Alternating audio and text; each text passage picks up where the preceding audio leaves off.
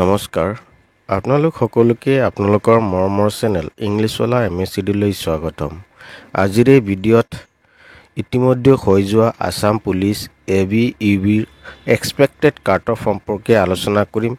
গতিকে বলক সময় নষ্ট নকৰি আমাৰ এই ভিডিঅ' আৰম্ভ কৰোঁ। এতিয়া চাওক, যিকোনো কম্পিটিটিভ এক্সাম আজিলৈ যিমান এক্সাম হৈ গৈছে সেই এক্সামবিলাকৰ পিছত আমি দেখা পাওঁ যে ছাত্ৰ ছাত্ৰীসকলে কাট অফৰ ভিডিঅ' দেখে বা কাট অফ সম্পৰ্কে আলোচনা কৰে আৰু সেই সম্পৰ্কে তেওঁলোকে আলোচনা কৰিবলৈ ভালো পায়, কাৰণ এটা কিউৰিচিটি থাকে বা এটা চিৰিয়াছনেছ থাকে, কি হ'ব কিমান যাব চাকৰি, কাৰণ গোটেই লাইফৰ লগত জড়িত এটা পৰীক্ষা।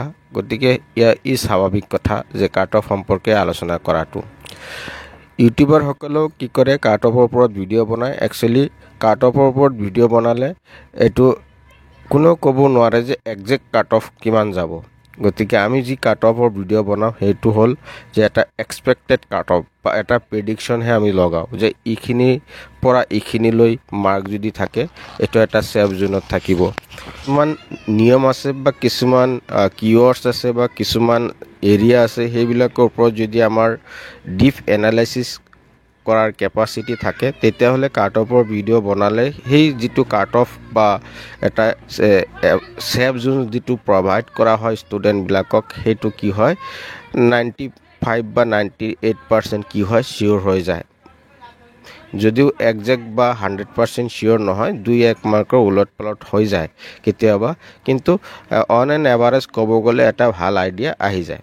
মই যিটো কুৱেশ্যন পেটাৰ্ণৰ টেষ্ট বা লেভেল দিছোঁ সেইটো হ'ল মডাৰেট টু হাৰ্ড, অৰ্থাৎ ইমান এটা ইজিও নাছিল বা ইমান এটা হাৰ্ডো নাছিল বা ইমান মডাৰেটো নাছিল। গতিকে মই মোৰ ফালৰ পৰা মডাৰেট টু হাৰ্ড ৰাখিছোঁ কুৱেশ্যন পেটাৰ্ণটো। তাৰপিছত চাওক, distribution of questions and numbers. আমাৰ কিমান কুৱেশ্যন আছিলে আৰু পাৰ কুৱেশ্যনত কিমান নাম্বাৰ আছিলে।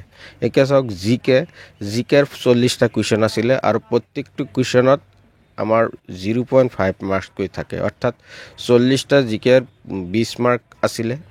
মেথছৰ 20টা কুৱেশ্যন আছিলে 10 মাৰ্ক, ৰিজনিঙৰ 20টা কুৱেশ্যন আছিলে 10 মাৰ্ক, ইংলিছৰ 20টা কুৱেশ্যন আছিলে 10 মাৰ্ক, টোটেল 100 কুৱেশ্যন আছিলে, অৰ্থাৎ 50 মাৰ্কছ।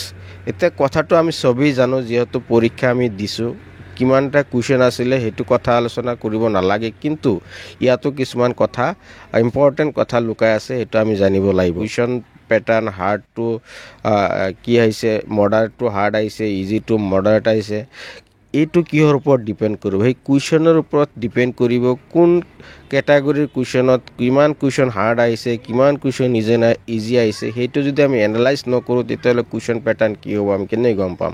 টোটেল হাৰ্ড কুৱেশ্যন কিমান আহিছিল অন এন এভাৰেজ। অৱশ্য এইটো ষ্টুডেণ্ট সাপেক্ষে অলপ কম বেছি হৈ যাব পাৰে। যেনেকুৱাকৈ হাৰ্ড কুৱেশ্যন মই জিকেৰ যিটো পাৰ্ট দেখা পাইছোঁ, 40টা কুৱেশ্যনৰ জিকেৰ যিটো পাৰ্ট আছিলে তাত 8ৰ পৰা 10টা কুৱেশ্যন হাৰ্ড আছিলে। এনেকুৱা ধৰণৰ হাৰ্ড আছিলে, সেইটো চিৰিয়াছ কেণ্ডিডেটবিলাকেও সেইখিনি কুৱেশ্যন কৰিব পৰা নাই।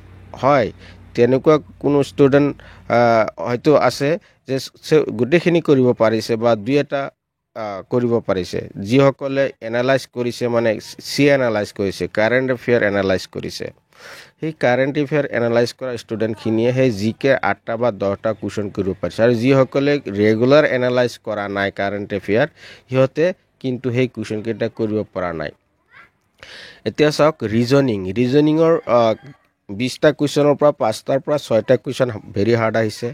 মেথছৰ 20টা কুৱেশ্যনৰ পৰা 5ৰ পৰা 6টা কুৱেশ্যন হাৰ্ড আহিছে। ইংলিছৰ 5ৰ পৰা 6টা কুৱেশ্যন হাৰ্ড আহিছে। এইখিনি কুৱেশ্যন চবৰ কাৰণে হাৰ্ড নহয়। ইয়াত অন এন এভাৰেজ কিমান কুৱেশ্যন ৰাখিছোঁ? টোটেল হাৰ্ড কুৱেশ্যন 30 ৰাখিছোঁ অন এন এভাৰেজ। 30টা কুৱেশ্যন হাৰ্ড আহিছে আৰু 70টা কুৱেশ্যন ইজি আহিছে। কিন্তু চাওক, মই 30টা কুৱেশ্যন মোৰ মতে ৰাখিছোঁ যে হাৰ্ড বুলি। 70টা কুৱেশ্যন থাকিল কিমান আমাৰ? 70টা কুৱেশ্যন। এতিয়া 70টা কুৱেশ্যনৰ ইজি কুৱেশ্যন কিমান থাকিল? তেতিয়াহ'লে আমাৰ 70টা কুৱেশ্যন, অৰ্থাৎ 35 মাৰ্কছ। এতিয়া আপোনালোকে নিশ্চয় গম পাই গৈ আছে কথাবিলাক কেনেকৈ হৈ আছে, যে 70টা কুৱেশ্যন ইজি আহিছে মানে ইয়াত 35 মাৰ্কছটো অন এন এভাৰেজ মেক্সিমাম ষ্টুডেণ্টে 35 মাৰ্কছ পাব কাৰণ ইজি কুৱেশ্যনটো মেক্সিমামে পাব আৰু কিছুমানে যিসকলে ষ্টাডি কৰা নাই তেওঁলোকে ইজিখিনিও নোৱাৰিব যিসকলে এটা এভাৰেজ ষ্টাডি কৰিছে তেওঁলোকে 30 মাৰ্কছ এটা পাব গতিকে কাট অফ কি হ'ব সেইটোহে মেইন কথা কাট অফ কি হ'ব চাওক কাট অফ যিটো হয় কাট অফ তেতিয়াহ'লে সেই 35ৰ ওপৰত অৰ্থাৎ সেই হাৰ্ড কুৱেশ্যনবিলাকৰ ওপৰতহে আমাৰ কম্পিটিশ্যনটো হ'ব সেই 30টা কুৱেশ্যনৰ ওপৰতহে আমাৰ কম্পিটিশ্যন হ'ব এই 35 মাৰ্কছ লৈকে অৰ্থাৎ 70টা কুৱেশ্যন লৈকে আমাৰ এটা মেক্সিমাম বা অন এন এভাৰেজ এইটো মেক্সিমাম ষ্টুডেণ্টেই পাব গতিকে কাট অফটো ইয়াত নাথাকে কাট অফটো কি হ'ব অলপ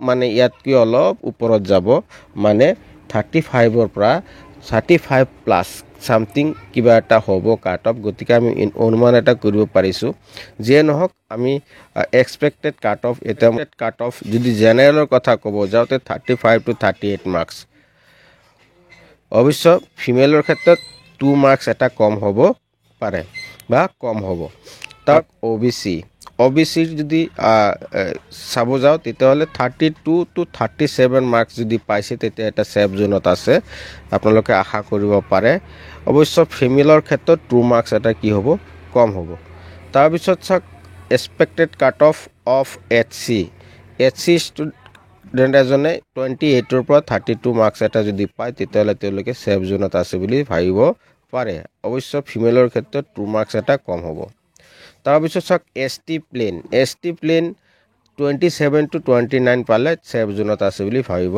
পাৰে ST হিল 25 to 27 যদি আছে তেওঁলোকে তেতিয়া আপোনালোকে আশা কৰিব পাৰে আপোনালোকে যদি কোনোবাই ইডেৰি পৰীক্ষা দিছে তেতিয়াহ'লে মোৰ প্লেলিষ্টত ইডেৰি কাট অফ ভিডিঅ' দিয়া আছে আপোনালোকে চাই ল'ব পাৰে গতিকে এইখিনিয়ে থেংকছ ফৰ ৱাচিং